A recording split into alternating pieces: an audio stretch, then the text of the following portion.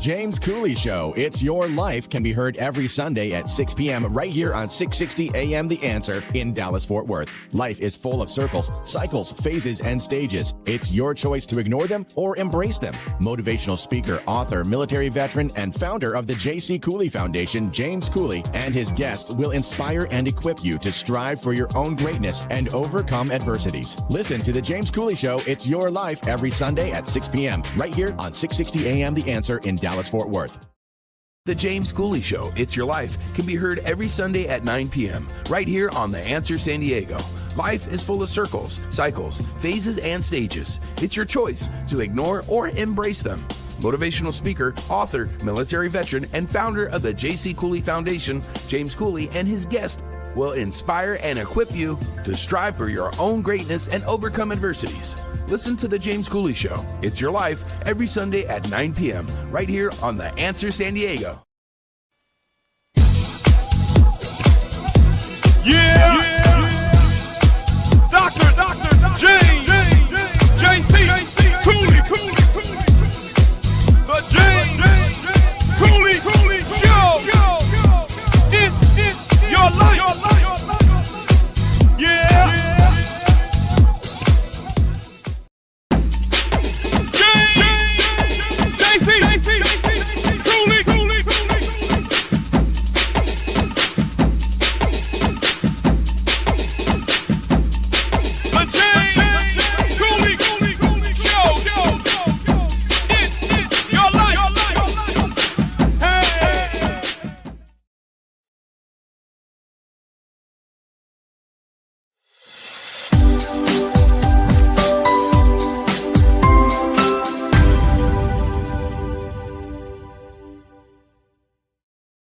Hello, welcome to the James Cooley Show, It's Your Life. I'm your host, Dr. James J.C. Cooley.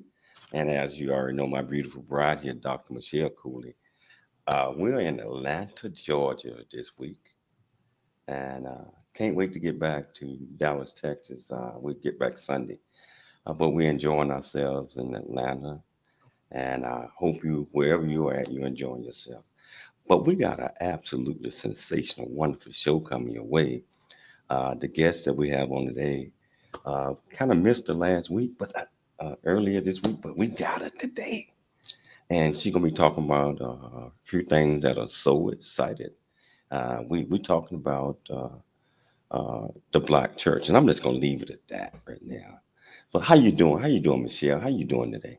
I am doing great. And yes, we're excited to have this guest on the show today. And she has written a book, and we're going to talk to her all about it. And she's going to kind of break down some leadership lessons from this particular book. But again, we're excited to have her on the show today, and we're raring to go.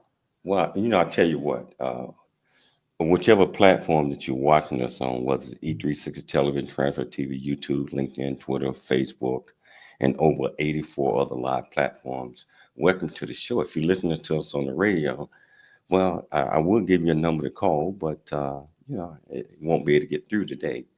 But whichever platform that you watch us on, if you want to be part of this great discussion that we are about to have with this absolutely fantastic guest, we ask you to contribute, ask any question that you might have.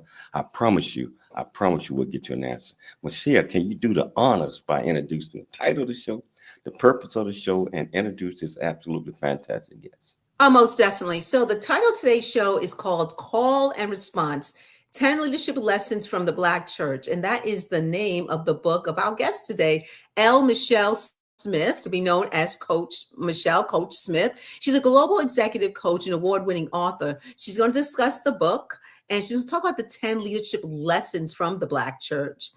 A call to action made for preserving the Black church leadership development capabilities for future generations. This is a narrative combining historical and cultural insights, personal stories, applied science, and leadership research to advocate for the Black church's enduring role in leadership development, leadership theory, stressing the formation of strong networks, intergenerational learning, and offering support for individual success, and how the Black church tradition has unlocked the power of positive emotions like love, hope, pride, and joy. L. Michelle Smith, again, she is an amazing author. She is a Fortune 100 C-suite advisor, certified global executive and personal coach, and the CEO founder of No Silos Communications, LLC, a media coaching and consulting company that develops high-performing executive leaders with a specialty in women and women of color. She's a contributor to Huffington Post's Voices and the executive producer and host of the Culture Soup podcast and the Substack podcast, Her Next Power Move. Regarded as an authoritative voice and leadership commentary, Call and Response, her fourth and highly anticipated work. We're going to discuss that today. So please welcome to the show for the very first time, L. Michelle Smith. Thank you so much for having me on. I love How you that. doing? How you doing? How you I'm doing? good. How about you, JC? Thanks for I that am. lovely introduction, Michelle. Yeah, we are doing just fine. I am curious to learn about your book and some of the things that you are doing, especially in the Black communities. A lot of times we fail to digest and fail to understand things because, first of all, we don't pay attention. Secondly, we don't know what it is. So I know that our viewers and our listeners are in for a treat. So first of all, can you tell our viewers and listeners a little bit more about you, where you grew up, what make you click, and why you're so passionate about what you do? Well, first of all, I am curious. Let's start there. Okay. I grew up in Dallas, Texas. I hear that you two are from the area. I grew up in Oak Cliff. Are you familiar?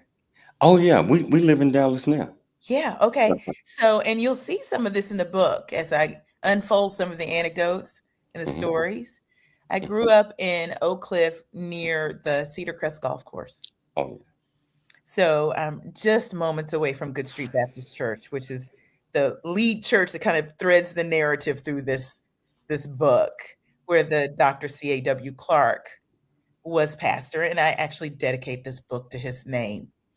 Now, what's interesting about this book is because I come to it from the perspective of a Fortune 10 executive, because that's where it all originated for me when it came to the question that I started to struggle with for almost 10 years. And it's the question that drove me to write this book. And I had delivered a keynote speech. I filled in for someone, an officer at AT&T, and it was my second time delivering a keynote address. Now, I'd done other things. I'd lectured in college. I'd presented in boardrooms. I'd sat on panels. I'd done fireside chats, but I had not done a keynote speech. But apparently, this one was so good that the organizer of the event asked me to go to New York in 2 weeks and deliver the exact same message.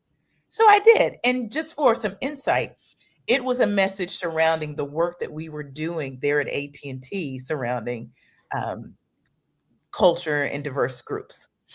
And at the time, I was working with Cynthia Cent Marshall, who you may know was the CEO of the Dallas Mavericks just recently. But at the time, she was at AT&T. So anyway, I go to New York and I do the address again. And after it was over, the social media manager comes to me and says, "Do you know that you actually racked up 25 million impressions in that one talk alone?" And I thought he was lying because I didn't see that happening. It was 45 minutes. I was standing in front of 150 people. I didn't see how it was possible, but he turned his laptop around and said, "See, look." And it was true. And someone nearby asked, "Where did you learn to speak like that?" Now, because you know the name of the book and you know where it all comes from, you would probably think my first answer was the Black church. It was not, because I did not know. The first answer that came to mind was, I train corporate executives to get on the platform and do what I just did, but it didn't explain where I got it from. And so I grappled with that question. That was a decade ago. That was in 2016. And so I went on this journey, and about 2 weeks later, it hit me. The first time I ever stood up to speak, I was 14 years old, and I had been told to teach an adult Sunday school class. And this adult Sunday school class was full of doctors, attorneys, nurses, PhDs. I mean, these were professional people. And so if you didn't get it right, someone would call you over to the side, coach, and put you back in. I wasn't the only one. In fact, my sister did the exact same thing beginning at the age of 12. Everyone who was at my church, Good Street Baptist Church, had to go through this tradition. And after Sunday school was over, everybody reconvened in the sanctuary. All of the adult classes, the kids classes, everybody who was in Sunday school, and someone had to give the high points. That's what we call them, the highlights, if you will. And we were to do that too. And you had to make it interesting. You had to be on point. You had to do all these things. It dawned on me that I learned it in church, but then I got more curious. Did everybody who went to church when they were young get this? And I asked my friends. I have an array of friends, and my white friends were not familiar with this. In fact, they didn't know what a junior usher board was. And so I decided, let me zero in on my Black friends and see what's going on. And when I say friends, I'm saying colleagues, peers who were executives just like me. And anecdotally, I found out that they had some of the same experiences, but I didn't want to just go on a hunch. So I launched some research. Wow. That's breaking in, and that's God-given right there. For them to put He's in it. 14-year-old out there. I tell you what, we got about 2 minutes before the break, but I want to start off with faith and purpose. Mhm. Your book began with faith and purpose as a foundation. How does the Black church understand the calling, and how can that help shape better leaders? Excuse me. For some context, you should know that the leadership lessons appear in ranking order according to what these executives told me. So it isn't just that I decided, let's start with faith and purpose. The 155 Black, high-performing, high-potential leaders that I surveyed ranked faith and purpose as the number one leadership lesson they had learned in the Black church. Okay? So then you go, well, it isn't a religious text. It is not. God is in it, believe that, but it's not a religious text. That was on purpose as well, because I wanted it to be not only inclusive, but I wanted to open it up to others to actually build the muscle in the very same leadership lessons. So you may be going, well, you go faith and purpose. That sounds pretty religious right there. Let me tell you what science has to say about faith first, and then we'll talk about purpose. Positive psychology has found in the research that leaders with some kind of faith in something, whether it's a higher power, your abilities, someone else's abilities, your community, if you have faith in something, you will succeed and move further faster than people who don't. That's the science, okay? Hold that thought. Yeah. I want to pick that back up. We got to take a station break right now. I tell you, this is getting ready to get excited. And if you want to be part of this great conversation with Elle Michelle, all you have to do is just go to the platform that you're watching us on, ask any question that you might have, and I promise you, we'll get you an answer. It's your life, and we'll see you shortly after the break.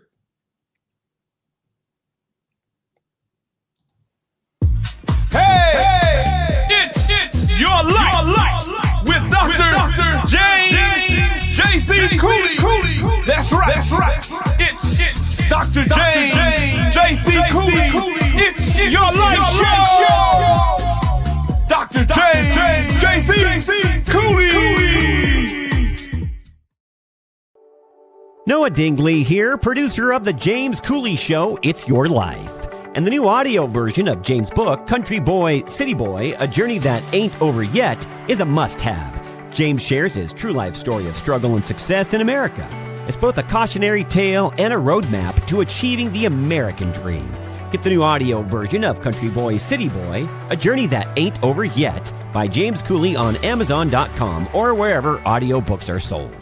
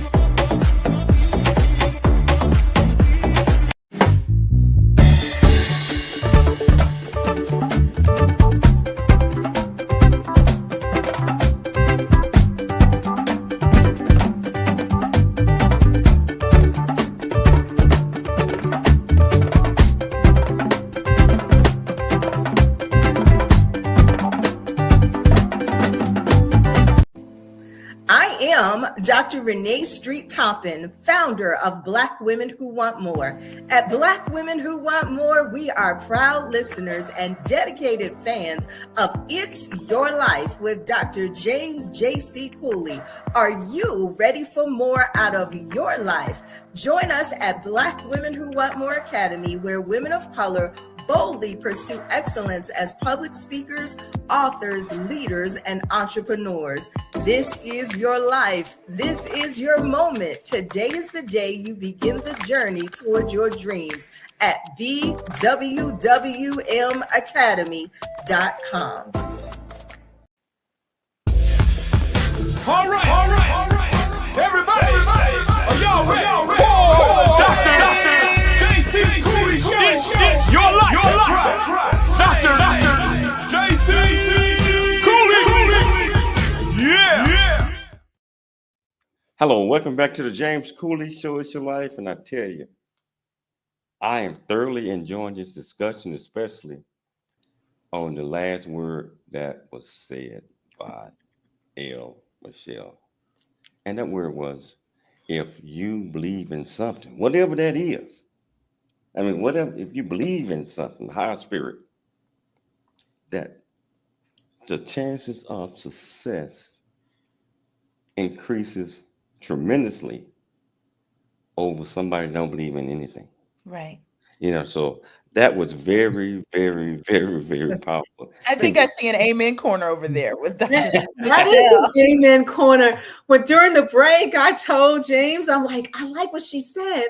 If you don't have faith in something, basically, if you have faith in something, you're doing more. I'm gonna let you explain it, but it was powerful how you ended it like that. Yeah, okay, ultimately, it moves you forward faster.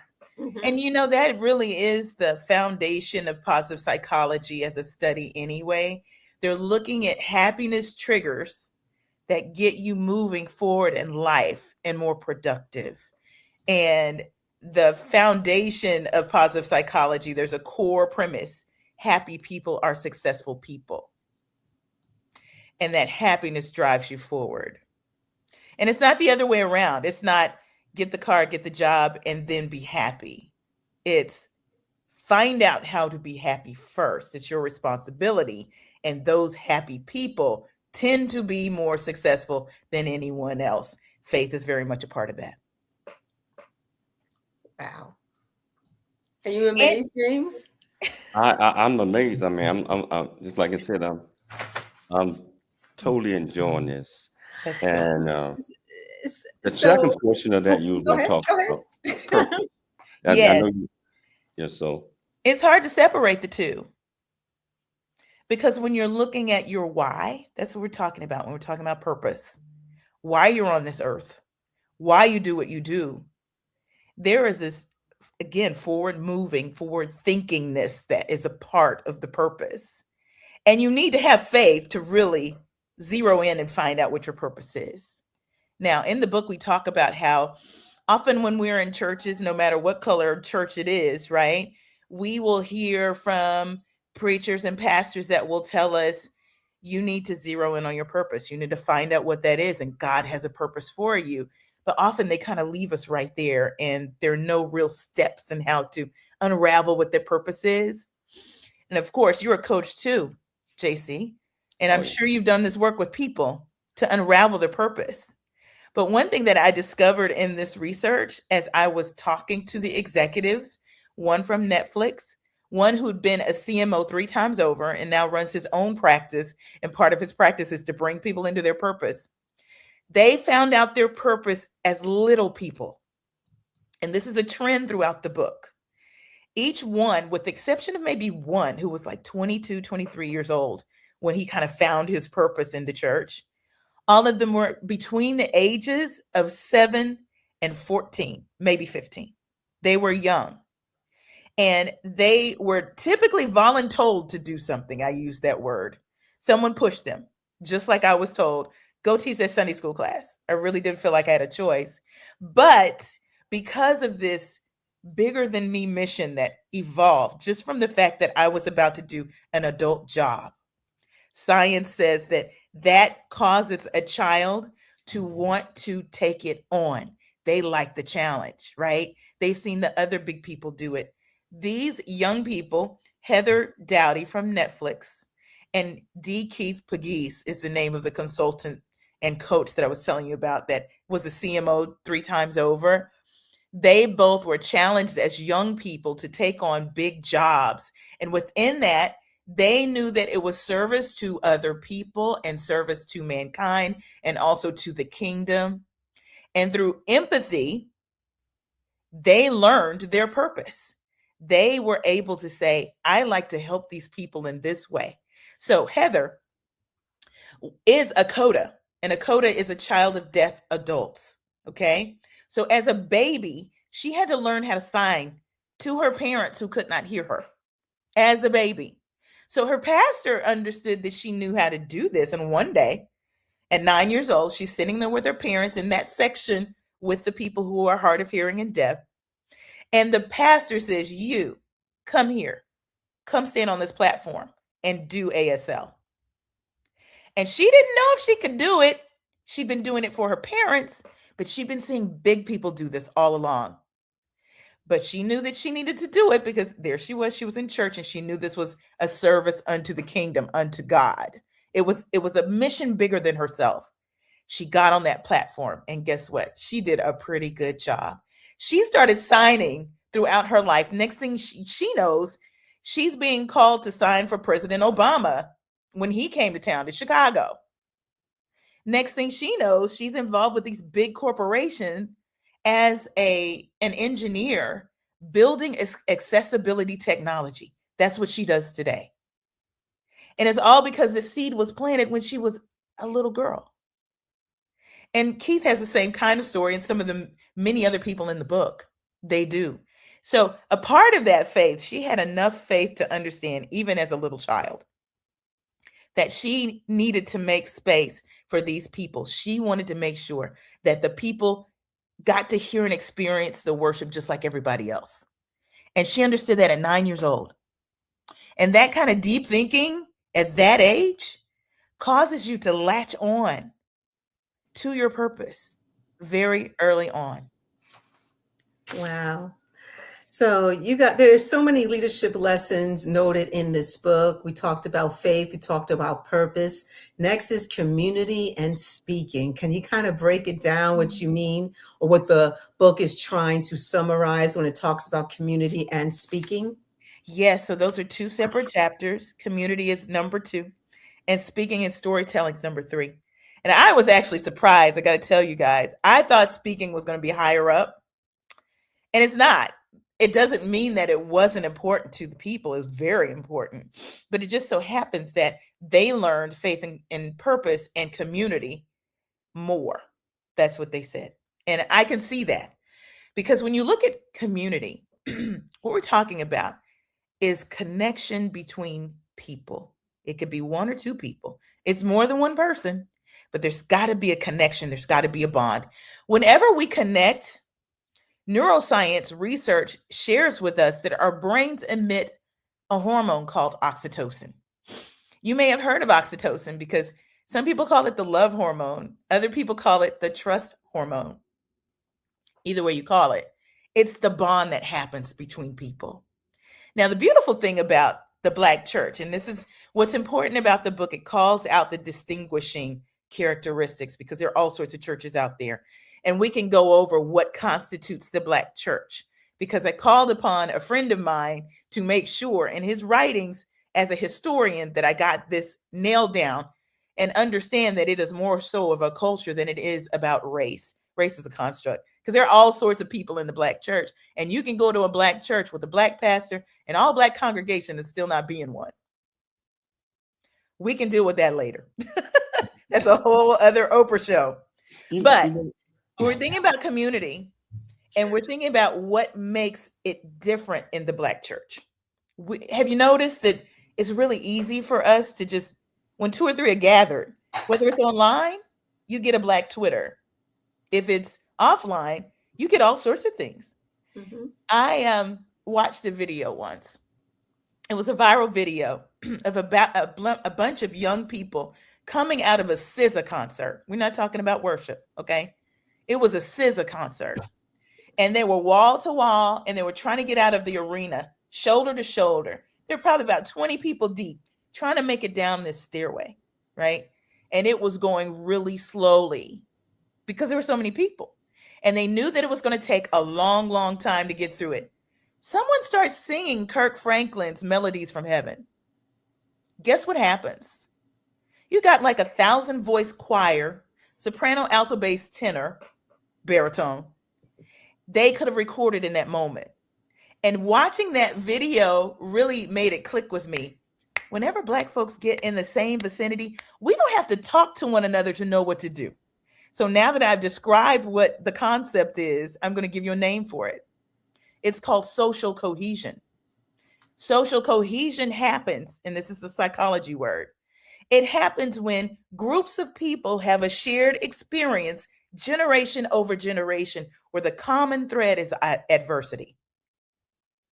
It's because of what we've been through. So we have this on top of the oxytocin, okay? Every human has the oxytocin. But on top of that, when you're in a group who has generation over generation of shared experience, especially through adversity, we almost have a sixth sense with each other. Now, I don't know about you, that'll make me shout. That's exciting. And you might be going, so how does anybody else get to that? Because this is how we're doing it in the book. We're looking at these leadership lessons that we learned, and we're saying, hey, how can everybody else learn it, even if they're not Black, even if they're not in church? How can they build muscle in this area? So here's the deal, y'all. To form community, instead of just having a team, you have to go through something together. And I'm not just talking about ropes courses at the zip line park or the wind down Wednesday or the beer cart. I'm talking about really going through something where you have tried and failed and struggled together and even won together. But mostly you got to have that struggle. That's the parallel between what we see in the Black community, especially in the Black church. Wow. Hold that thought. Mm-hmm. I just want our audience to know that I see the numbers right now. It's off the chain. You got so many people watching you. Oh, that's awesome. Hi, everybody. Yeah, so we're going to take a station break, but we're going to come back and we're going to talk a lot more to El Michelle. Whichever platform you're watching us on, all you have to do is just go to the comments, ask any question that you might have. I promise you I'll get you an answer. It's your life, and we'll see you shortly after the break. Really get a chance to know who you are. And once you know who you are, you truly know who you are, love who you are. Love who you are. You're a masterpiece. Love who you are. Love who you were born to be. Love me some me. That's what I'm talking about. When you leave high school, you gotta know today or tomorrow, or hopefully today, what your plans are. Hopefully, there is no bad decision unless there is no plan. Create, collaborate, commit with confidence. Commit with what? Commit with what? In everything that you do. A Black Man's Point of View is the newest Amazon.com #1 release and bestseller book from author Dr. James J.C. Cooley, featuring the perspective from 11 other contributing authors. In A Black Man's Point of View, Dr. James Cooley unpacks his thoughts and personal experiences about the challenges, stereotypes, and feelings of self-worth that many Black men face today due to a 400-year ancestry rooted in slavery and colonization. Yet, how so many Black men move forward despite this history. Most importantly, A Black Man's Point of View conveys that all men, regardless of race, creed, or color, are capable of love, respect, and dignity. Described as a map to a greater life from the heart of a man who's experienced life's misfortune and harsh conditions, James shows us how beliefs, convictions, and a healthy mentality can help propel a life worth living. A must-read for all. Order your copy of A Black Man's Point of View by author Dr. James J.C. Cooley today from Amazon.com or wherever books are sold. The future is here. Now is the time to pursue the greatness in you. Welcome to Viridian Christian University, where faith meets future. We are a fully accredited, 100% online Christian university. We offer bachelor's degree, master's and doctorate degree programs, built for students like you. Affordable tuitions, 30+ degree programs, 100% online and flexible. Integrating faith with learning. Study from anywhere at your pace. At VCU, we do not just prepare you for a degree. We prepare you for purpose. Discover who you are, grow in faith, and build a future that impacts the world. Are you ready to start your journey today? Visit www.viridianchristianuniversity.com. Apply today and be among the global leaders.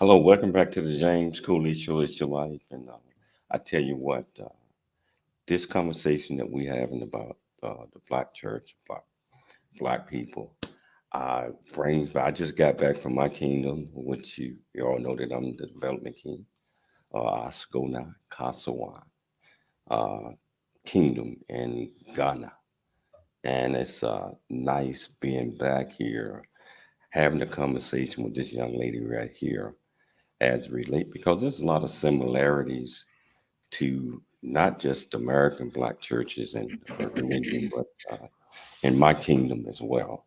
And we encourage, everybody to have open eyes and open ears and just take in a lot of these things, because as I mentioned earlier in the show, we kind of lack understanding because we want to lack understanding. But the powerful word that, again, that I bring up, that Michelle had said, if you believe in something, you at least got a chance. You at least got a chance for success. Yeah. So with that being said, I want to pick it back up. I want to talk about perseverance, resilience, and the collaboration of all of this, how that goes together.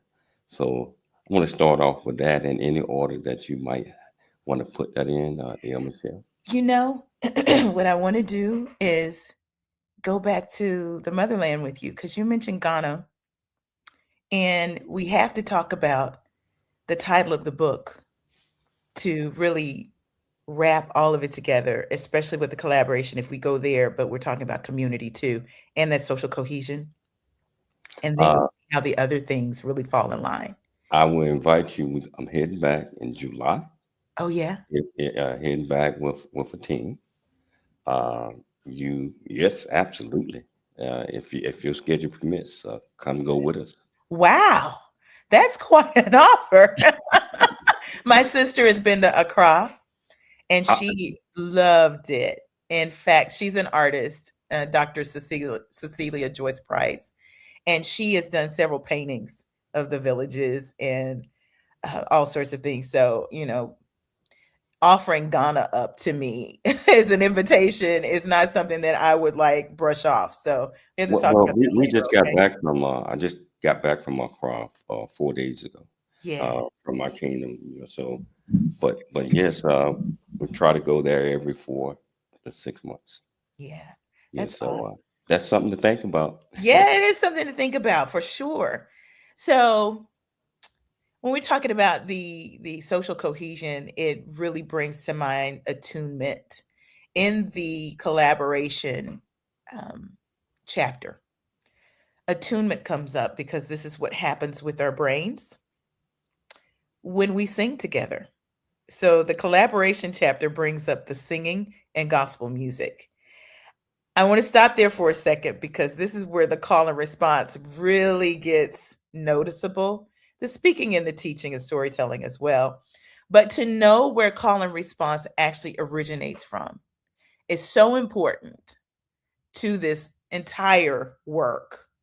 Call and response started long before 1619, long before the Middle Passage in the sub-Saharan desert in Africa. They were work songs for free people, okay? You'd have somebody sing something, say something, and the people around them would respond with a song, a word, a shout. That's all call and response is. And it's also the very basis of a very foundational leadership model. It's very simple. Someone calls, the people respond. Okay? So keeping that in mind and understanding how it actually traveled on the backs of enslaved people through the Middle Passage. And it had all of its stops. Bad Bunny reminded us that it stopped, these ships stopped in the Caribbean and Puerto Rico before it even got to the Americas, before it got to the United States, before it was even the United States. And those call and responses, those work songs made their way into the cotton field, the plantations, the sugar, the tobacco, wherever we were working as enslaved people. Those call and response songs followed us there. And then they made it into our churches. Now, the Black church didn't have walls at first. Here's some history for you. You may already know this. It was against the law for enslaved people to gather, number one. It was also against the law for enslaved people to be seen worshiping in public. They could very much go into their enslavers, churches, but then they get half a Bible, right? It was gutted. The slave Bible, you've heard about it.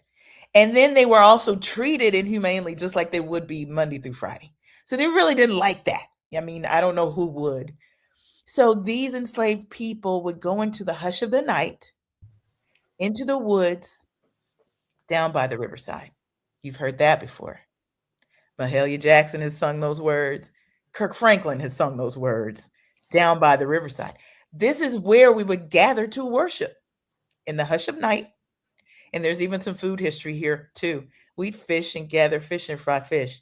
That's why to this day, a tradition in the older Black churches is to have a fish fry. I go to a big box, super duper mega church, and we still have fish fries. Okay. But this call and response is a happiness trigger. According to science, it is a happiness trigger because a thing happens called neural coupling. And all that means is we're locked in. When that leader starts something, if I say God is good, what you gonna say? All the time. And all the time. I bet you we can see it in the chat right now. Everybody's like, God is good all the time, all the time. God is good. All the That's time. one of the most common ones. But there are a ton of others, and it's not just in gospel music or the pulpit. Y'all, it's in hip hop. Curtis Blow was the first commercial rapper to use call and response in a song called The Breaks. When your woman steps out with another man, that's the breaks. That's the breaks. Call and response. You could see it there. You could see it in speeches. Some of the best speakers, God rest his soul. Jesse Jackson was I call him the captain of call and response. But they're using it as a tool to influence people. So there's attunement that goes on with the call and response. That shows up, that science shows up in the chapter on collaboration. Because the beautiful thing that happens, here comes some more science. This is physiological here that I'm going to share with you. And I don't claim to be a student of that at all. I found it in the research, and I was overjoyed because I am a singer. When you and I, if you and I, or even myself and your lovely wife, Michelle, were to start to sing a song, guess what happens with our hearts? Our heartbeats sync. That should be enough to make you shout right there. Just like, what? Our heartbeats sync when we sing. And here comes the attunement. Our brains, our neural activity it syncs too, and it's called attunement. So now we're back to the attunement. You see how it all kind of comes together? So this community that we're building is very much tied to the collaboration. If you have community, you can get to the collaboration. So let me give you a little bit more about the gospel music. Hold that thought. Okay. Remember a little bit more about the gospel music. We're gonna take a station break. Okay. I am enjoying this, and I know that I'm looking at the numbers, and on one platform, there's 5,400. That's just on YouTube alone. Wow. And that's still 84. Hi, everybody. So we're gonna take a station break. Come on, it's not too late. Get in it and collaborate with us. Ask any question that you might have. I promise you we'll get you an answer. It's your life. And we'll see you shortly after the break.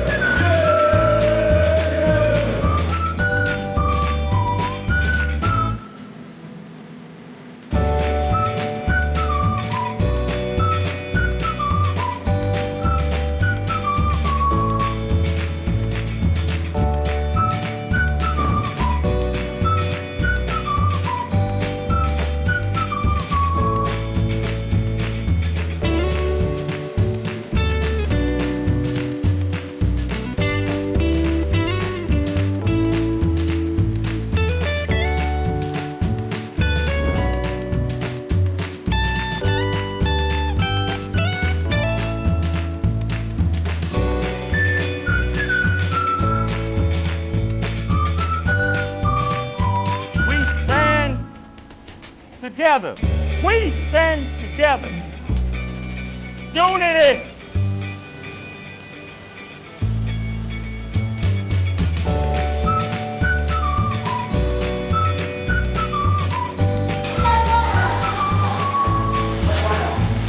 And then what it is.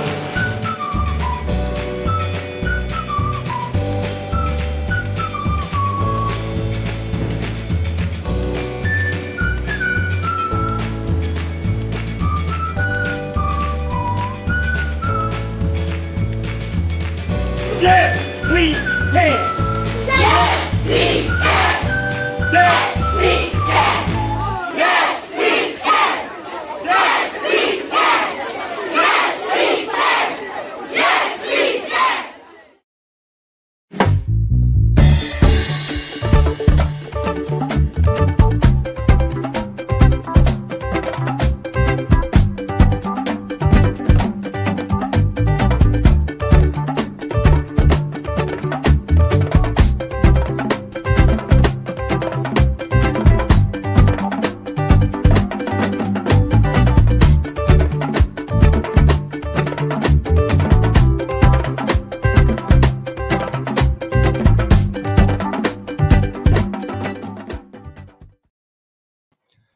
Hello, welcome back to the James Cooley Show. It's your life, and I'm still dazed and puzzled from the last conversation. I tell you right now, Michelle, I got to have you back on for part two.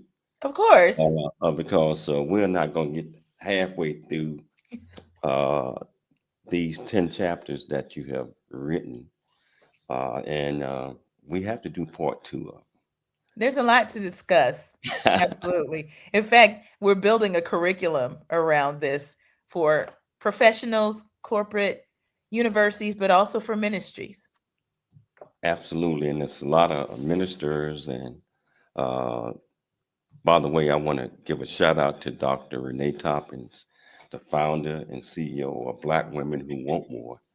And I see that her group is locked in That's awesome. on this. Each one of them love the Lord.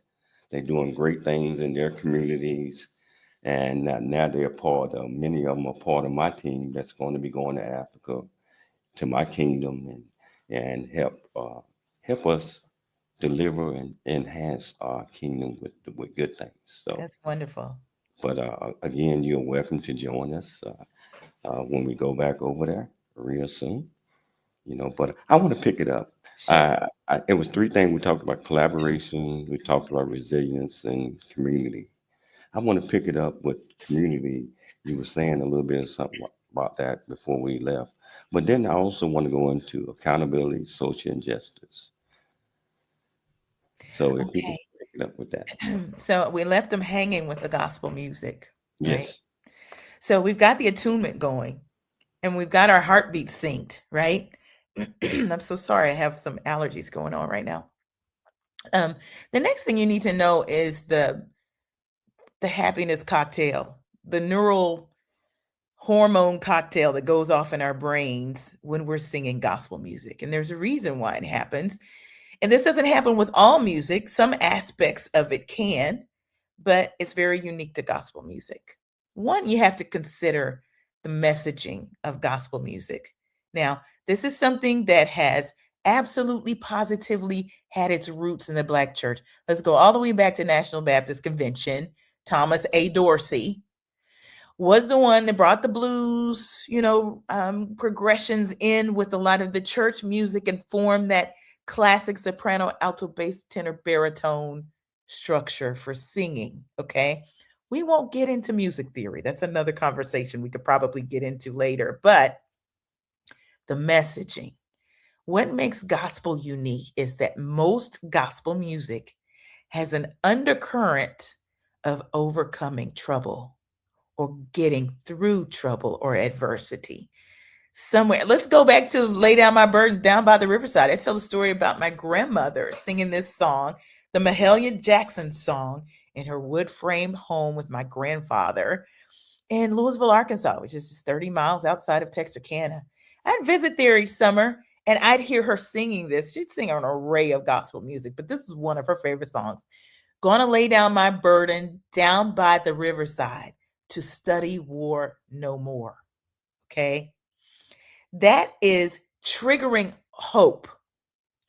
And hope is a part of the 10 positive emotions that positive psychology says we need to succeed, to get to that happiness, to be successful people. We need hope. Now, I'll break down hope theory a little bit later, but the three parts to it. There's the goals. You know this, JC. You know this. There's the goals thinking, the pathways thinking, and the agency thinking. Okay. And what I'm going to say, just to summarize this really quickly, is that some people mistake hope for a wish. Hope without a plan is a wish. So if you're saying, don't raise my hopes, don't raise my hopes, you're saying don't raise my wishes, okay? Or don't bring on the adversity that might happen on the other side of me trying to hope. That's what you're afraid of. You're not afraid of the hope itself, because hope has Can I say something? yes, you can. Okay. So this is I'm listening to what you're saying. You're similar to me in my lectures that I give. Mhm. And hope, the word hope is a glue Yes. for what we call birthrights. Oh, I like And this. birthrights are confidence, Yes. courage, Yes. hope, Yes. belief, Yes. and most important, faith. Yes. So There, I can everything see the similarities here. everything that you're saying is based on hope. If you Yes. have no hope, You may as you well have no die. faith. And I just thought God planted that on my heart right now to Yes. share that with you. I'm gonna turn it back over to No, you that's because good. I want that. Keep it coming. Keep it so coming. So you've got hope in many of the songs. You've got tons of joy. I mean, that's a no-brainer, right? Joy is one of the positive emotions. Well, listen, you could get up to 7, maybe 8 of them in gospel music if you pay attention. And what I want to tell you, that neuroscience says that if you get at least 3, you need at least 3 positive emotions to overturn a negative mood. So already you're seeing yourself rewire your brain for resilience, for happiness, just with gospel music. Now, listen to this. When my grandmother was singing, Gonna lay down my burdens down by the riverside to study war no more, She was tapping into hope. She's tapping into anticipation for a better day. Maybe she didn't see it, but maybe she was hoping for it for me as her grandchild, or her daughter, who was my mother. She might have said this may come later, but she knows that she could lay down her burden, study war no more. Let me tell you what my grandmother was doing, because now we got language for it. We would have said she's catching the Holy Spirit. She was, communing with the Lord. You might be saying any of those things. But in science, they say she was rewiring her brain for resilience. And let me tell you why my home church, Good Street Baptist Church, when I shared this information with them, they were so overjoyed. Many of them are very elderly people. Some of them are up in their hundreds, and they have been walking this walk for a long time. And I don't know how many of you have felt this before, but sometimes our traditions are belittled. They're actually, looked down upon as too emotional, or, that may just be a little bit primitive, right? Especially if you're not talking about high church. And I have a preacher in the text that talks about Black church is Blackish, because you can have your high church with a pipe organ, and you can have a Hammond B, and you can get gut bucket. That's all the Black church. But in total, you can find some of us who will look down on the traditions that are a little bit more charismatic. But the problem with that is much of that comes from that sub-Saharan or West African tradition, the circle shout. You can look some of these traditions up, even the hooping. It comes from our ancestry and our culture. And that's why this is a cultural study and not a study on race, okay? Because if you aren't exposed to any of these things, you could be Black as the day is long and be clueless about these things, okay? But I want to challenge you that even though I'm using science to prove out the culture to yield leadership theory, this was valid before I came along with this book. This way of worship was valid before I came along with the science. We're down to the last couple of minutes of the show, but as I extend the invitation, I'm inviting you back on. Okay. No choice. Okay. Thank you. I appreciate that. I got to hear. We got to finish this up. Yeah. And but in closing, can you tell our viewers and our listeners 3 talk takeaways that you want them to get from part 1? Okay. Part 1. So this might not be obvious, but it's going to connect some dots. There is friction in the book. And the friction is all of these leadership lessons that many of us were unintentionally fostering and actually building inside of little people and big people. We know that they're valid. We have the science to prove it. It's the same kind of leadership you'll see in Harvard Business Review. Okay. If there are people leaving the church, primarily younger generations, Gen Z is leaving, not all of them, but a lot of them. Younger millennials, have kind of left. How are we filling the pipeline? That's a question. There's that, but then there's also the pandemic that came along and shuttered churches, Black, white, or otherwise. And some of them struggled to get back in person. Those that have had a problem getting them to come back into the building. And many of these leadership lessons are best taught in person. There's a Gen Z problem when it comes to HR leaders saying that there's a breakdown in interpersonal communications in the workplace because they're used to being behind screens and keyboards. They interviewed during the lockdown for their jobs, and they took their first jobs behind the screens. If your first interaction with church is online, what happens when it's time to be in person? Your shout and your amen is in the chat box, but are you too timid to shout and say amen when you go into church? Let alone talk to the people next to you, unless somebody says talk to your neighbor. And you may still not want to do that. All this to be said, there is a leadership brain drain happening right now. And my call is to ring the alarm, and I'm waiting for a response. One, I would love for these corporations to continue to build these kinds of leaders. I call them heart-centered leaders. They're courageous. They are emotionally intelligent. They're creative and innovative, and they are masters at building community. We need more of those right now. We need more of those, L. Michelle Smith. Yeah, we need more of those. Where are you? What state you live in? I'm in Dallas.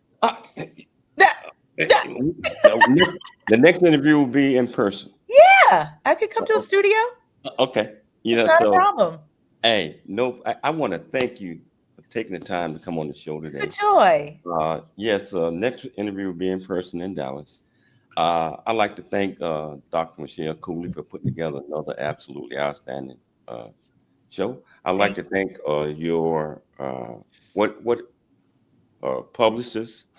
Amistad, HarperCollins, and JVL Media. And JVL Media is Viola Davis's setup.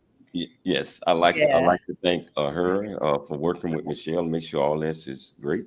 Most importantly, I'd like to thank our viewers and our listeners for tuning into the James Cooley Show. And I'd also like to thank Dr. Renee Tompkins for sponsoring the show this month, Black History Month. Always dream big, think big, and be big at everything that you do. We'll be back tomorrow, same time, same place. It's your life, and we'll see you then.